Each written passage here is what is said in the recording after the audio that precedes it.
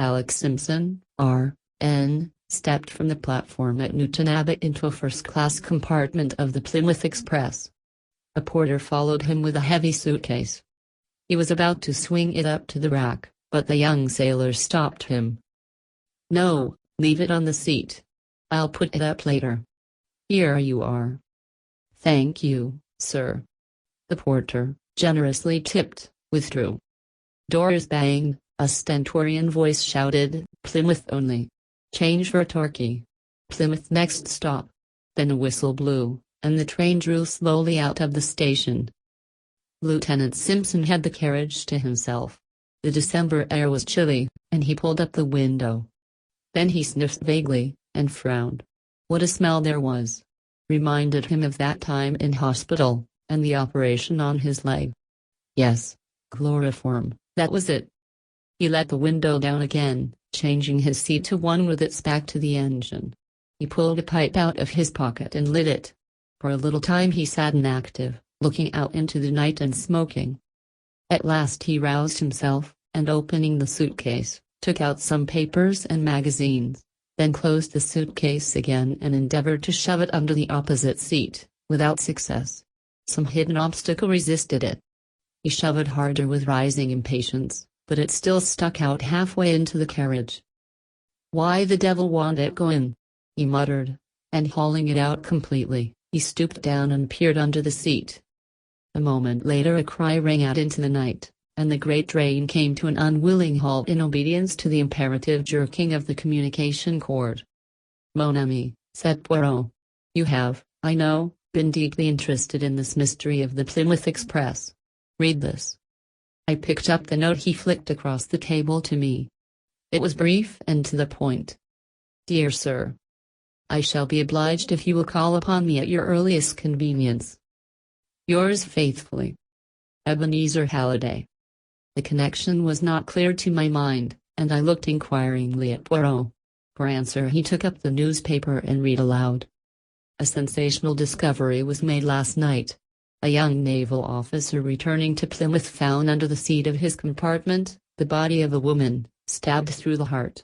The officer at once pulled the communication cord, and the train was brought to a standstill. The woman, who was about 30 years of age, and richly dressed, has not yet been identified." And later we have this: "The woman found dead in the Plymouth Express has been identified as the Honorable Mrs. Rupert Carrington." You see now, my friend? Or if you do not, I will add this. Mrs. Rupert Carrington was, before her marriage, Flossie Halliday, daughter of Old Man Halliday, the Steel King of America. And he has sent for you? Splendid. I did him a little service in the past, an affair of bearer bonds. And once, when I was in Paris for a royal visit, I had Mademoiselle Flossie pointed out to me. La jolie petite pensionnaire. She had the jolie dot too. It caused trouble. She nearly made a bad affair. How was that? A certain Count de la Rochefort. Un bien mauvais sujet. A bad hat, as you would say. An adventurer pure and simple, who knew how to appeal to a romantic young girl. Luckily her father got wind of it in time. He took her back to America in haste. I heard of her marriage some years later, but I know nothing of her husband. I said. The Honorable Rupert Carrington is no beauty, by all accounts. He'd pretty well run through his own money on the turf, and I should imagine Old Man Halliday's dollars came along in the nick of time. I should say that for a good-looking, well-mannered, utterly unscrupulous young scoundrel, it would be hard to find his match. Ah, the poor little lady. Elle n'est pas bien tombée. I fancy he made it pretty obvious at once that it was her money, and not she, that had attracted him. I believe they drifted apart almost at once. I have heard rumors lately that there was to be a definite legal separation. Old Man Halliday is no fool. He would tie up her money pretty tight. I dare say. Anyway, I know as a fact that the Honorable Rupert is said to be extremely hard up. Aha! I wonder? You wonder what? My good friend, do not jump down my throat like that. You are interested, I see. Supposing you accompany me to see Mr. Halliday. There is a taxi stand at the corner. A very few minutes sufficed to whirl us to the superb house in Park Lane rented by the American magnate. We were shown into the library, and almost immediately we were joined by a large, stout man, with piercing eyes and an aggressive chin. "Poirot?" said Mr. Halliday. "I guess I don't need to tell you what I want you for. You have read the papers, and I'm never one to let the grass grow under my feet. I happened to hear you were in London, and I remembered the good work you did over those bonds. Never forget a name. I've got the pick of Scotland Yard, but I'll have my own man as well. Money no object. All the dollars were made for my little girl, and now she's gone. I'll spend my last cent to catch the damned scoundrel that did it. See? So it's up to you to deliver the goods." Poirot bowed. "I accept, monsieur, all the more willingly that I saw your daughter in Paris several times. And now I will ask you to tell me the circumstances of her journey to Plymouth and any other details that seem to you to bear upon the case." "Well, to begin with," responded Halliday, "she wasn't going to Plymouth. She was going to join a house party at Avonmouth Court, the Duchess of Swansea's place. She left London by the 12:14 from Paddington, arriving at Bristol, where she had to change, at 2:50. The principal Plymouth expresses, of course, run via Westbury, and do not go near Bristol at all. The 12:14 does a non-stop run to Bristol, afterwards stopping at Weston, Taunton, Exeter, and Newton Abbot. My daughter travelled alone in her carriage, which was reserved as far as Bristol, her maid being in a third-class carriage in the next coach." Poirot nodded, and Mr. Halliday went on. "The party at Avonmouth Court was to be a very gay one, with several balls, and in consequence my daughter had with her nearly all her jewels, amounting in value perhaps to about $100,000. "Un moment," interrupted Poirot. "Who had charge of the jewels? Your daughter, or the maid?" "My daughter always took charge of them herself, carrying them in a small blue morocco case." "Continue, monsieur." "At Bristol the maid, Jane Mason, collected her mistress' dressing bag and wraps, which were with her, and came to the door of Flossie's compartment. To her intense surprise, my daughter told her that she was not getting out at Bristol, but was going on farther. She directed Mason to get out the luggage and put it in the cloakroom. She could have tea in the refreshment room, but she was to wait at the station for her mistress, who would return to Bristol by an up train in the course of the afternoon. The maid, although very much astonished, did as she was told. She put the luggage in the cloakroom and had some tea. But up train after up train came in, and her mistress did not appear. After the arrival of the last train, she left the luggage where it was, and went to a hotel near the station for the night. This morning she read of the tragedy, and returned to town by the first available train." "Is there nothing to account for your daughter's sudden change of plan?" "Well, there is this. According to Jane Mason, at Bristol, Flossie was no longer alone in her carriage. There was a man in it who stood looking out of the farther window so that she could not see his face." "The train was a corridor one, of course?" "Yes." "Which side was the corridor?" "On the platform's side. My daughter was standing in the corridor as she talked to Mason." "And there is no doubt in your mind?" "Excuse me." He got up, and carefully straightened the inkstand, which was a little askew. "Je vous demande pardon," he continued, reseating himself. "It affects my nerves to see anything crooked. Strange, is it not? I was saying, monsieur, that there is no doubt in your mind as to this probably unexpected meeting being the cause of your daughter's sudden change of plan? It seems the only reasonable supposition.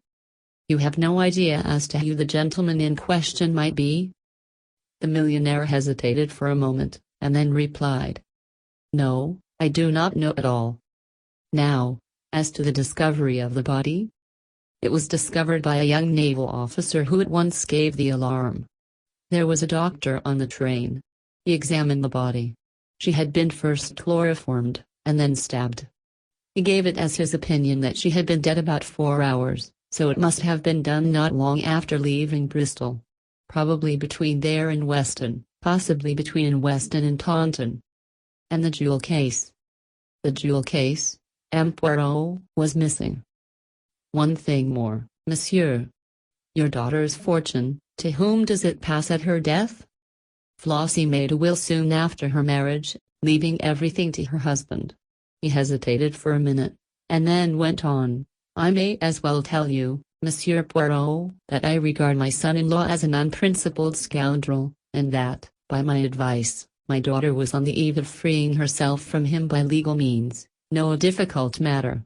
I settled her money upon her in such a way that he could not touch it during her lifetime, but although they have lived entirely apart for some years, she has frequently acceded to his demands for money, rather than face an open scandal. However, I was determined to put an end to this, and at last Flossie agreed, and my lawyers were instructed to take proceedings. And where is Monsieur Carrington? In town. I believe he was away in the country yesterday, but he returned last night. Poirot considered a little while. Then he said, I think that is all, monsieur. You would like to see the maid, Jane Mason? If you please. Halliday rang the bell, and gave a short order to the footman. A few minutes later Jane Mason entered the room, a respectable, hard-featured woman, as emotionless in the face of tragedy as only a good servant can be. You will permit me to put a few questions? Your mistress. She was quite as usual before starting yesterday morning? Not excited or flurried? Oh, no, sir. But at Bristol she was quite different? Yes, sir. Regular upset? So nervous she didn't seem to know what she was saying. What did she say exactly? Well, sir, as near as I can remember, she said, Mason, I've got to alter my plans. Something has happened, I mean, I'm not getting out here after all. I must go on. Get out the luggage and put it in the cloakroom, then have some tea, and wait for me in the station. Wait for you here, ma'am? I asked. Yes, yes. Don't leave the station. I shall return by a later train. I don't know when. It mayn't be until quite late. Very well, ma'am, I says. It wasn't my place to ask questions, but I thought it very strange. It was unlike your mistress, eh? Very unlike her, sir. What did you think? Well, sir, I thought it was to do with the gentleman in the carriage. She didn't speak to him, but she turned round once or twice as though to ask him if she was doing right. But you didn't see the gentleman's face? No, sir, he stood with his back to me all the time. Can you describe him at all? He had on a light fawn overcoat, and a traveling cap. He was tall and slender, and the back of his head was dark. You didn't know him? Oh, no, I don't think so, sir. It was not your master, Mr. Carrington, by any chance? Mason looked rather startled. Oh, I don't think so, sir. But you are not sure? It was about the master's build, sir, but I never thought of it being him. We so seldom saw him. I couldn't say it wasn't him. Poirot picked up a pin from the carpet, and frowned at it severely. Then he continued, would it be possible for the man to have entered the train at Bristol before you reached the carriage? Mason considered. Yes, sir, I think it would. My compartment was very crowded, and it was some minutes before I could get out, and then there was a very large crowd on the platform, and that delayed me too. But he'd only have had a minute or two to speak to the mistress, that way. I took it for granted that he'd come along the corridor. That is more probable, certainly. He paused, still frowning. You know how the mistress was dressed, sir? The papers give a few details, but I would like you to confirm them. She was wearing a white fox fur oak, sir, with a white spotted veil, and a blue frieze coat and skirt, the shade of blue they call electric. Rather striking. Yes, remarked Halliday. Inspector Japp is in hopes that may help us to fix the spot where the crime took place. Anyone who saw her would remember her. Precisement. Thank you, mademoiselle. The maid left the room. Well, Poirot got up briskly. That is all I can do here, except, monsieur, that I would ask you to tell me everything, but everything? I have done so. You are sure? Absolutely. Then there is nothing more to be said. I must decline the case. Why? Because you have not been frank with me. I assure you. No, you are keeping something back. There was a moment's pause, and then Halliday drew a paper from his pocket and handed it to my friend. I guess that's what you're after, Monsieur Poirot, though how you know about it fairly gets my goat. Poirot smiled, and unfolded the paper. It was a letter written in thin sloping handwriting. Poirot read it aloud. Cher Madame. It is with infinite pleasure that I look forward to the felicity of meeting you again. After your so amiable reply to my letter, I can hardly restrain my impatience. I have never forgotten those days in Paris. It is most cruel that you should be leaving London tomorrow. However, before very long, and perhaps sooner than you think, I shall have the joy of beholding once more the lady whose image has ever reigned supreme in my heart. Believe, cher madame, all the assurances of my most devoted and unaltered sentiments. Armand de la Rochefort. Poirot handed the letter back to Halliday with a bow. I fancy, monsieur, that you did not know that your daughter intended renewing her acquaintance with the Count de la Rochefort? It came as a thunderbolt to me. I found this letter in my daughter's handbag. As you probably know, Monsieur Poirot, this so-called Count is an adventurer of the worst type. Poirot nodded. But what I want to know is how you knew of the existence of this letter. My friend smiled. Monsieur, I did not. But to track footmarks and recognize cigarette hash is not sufficient for a detective. He must also be a good psychologist. I knew that you disliked and mistrusted your son-in-law. He benefits by your daughter's death. The maid's description of the mysterious man bears a sufficient resemblance to him. Yet you are not keen on his track. Why? Surely because your suspicions lie in another direction. Therefore you were keeping something back. You're right, Monsieur Poirot. I was sure of Rupert's guilt until I found this letter. It unsettled me horribly. Yes. The Count says, before very long, and perhaps sooner than you think. Obviously he would not want to wait until you should get wind of his reappearance. Was it he who travelled down from London by the 12:14, and came along the corridor to your daughter's compartment? The Count de la Rochefort is also, if I remember rightly, tall and dark. The millionaire nodded. Well, monsieur, I will wish you good day. Scotland Yard has, I presume, a list of the jewels? Yes, I believe Inspector Japp is here now if you would like to see him. Japp was an old friend of ours, and greeted Poirot with a sort of affectionate contempt. And how are you, monsieur? No bad feeling between us, though we have got our different ways of looking at things. How are the little grey cells, eh? Going strong? Poirot beamed upon him. They function, my good Japp, assuredly they do. Then that's all right. Think it was the Honourable Rupert, or a crook? We're keeping an eye on all the regular places, of course. We shall know if the shiners are disposed of, and of course whoever did it isn't going to keep them to admire their sparkle. Not likely? I'm trying to find out where Rupert Carrington was yesterday. Seems a bit of a mystery about it. I've got a man watching him. A great precaution, but perhaps a day late, suggested Poirot gently. You always will have your joke, Monsieur Poirot. Well, I'm off to Paddington. Bristol, Weston, Taunton, that's my beat. So long. You will come round and see me this evening, and tell me the result? Sure thing, if I'm back. That good inspector believes in matter and motion, murmured Poirot as our friend departed.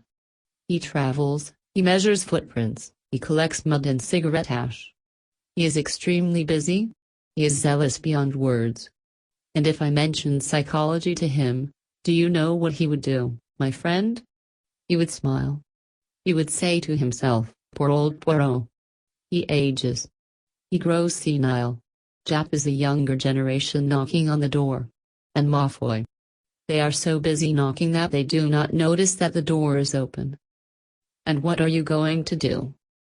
As we have carte blanche, I shall expend threepence in ringing up the Ritz, where you may have noticed our Count is staying.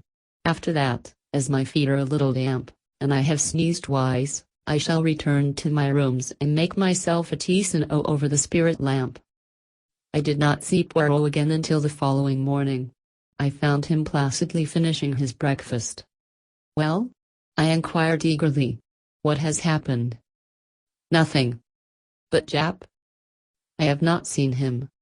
"The Count?" "He left the Ritz the day before yesterday."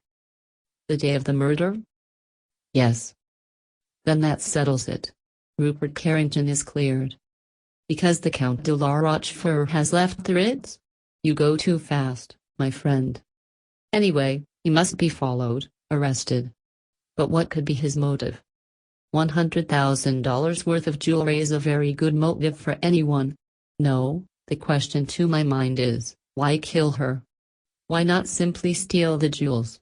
She would not prosecute. Why not? Because she is a woman, mon ami.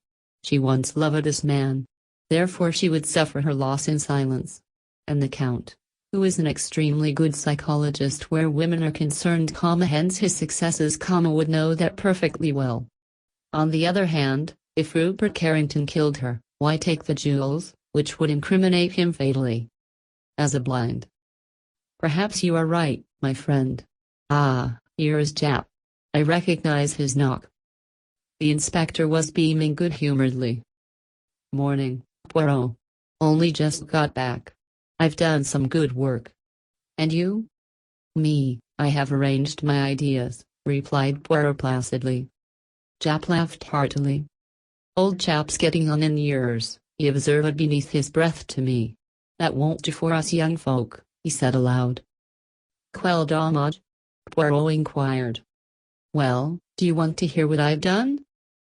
"You permit me to make a guess?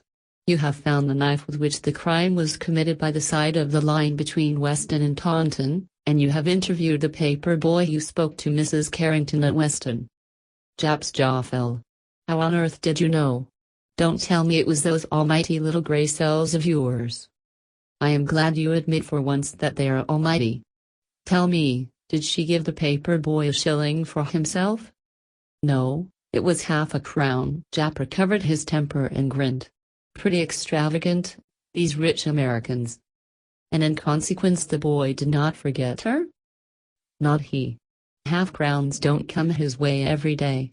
She hailed him and bought 2 magazines. One had a picture of a girl in blue on the cover.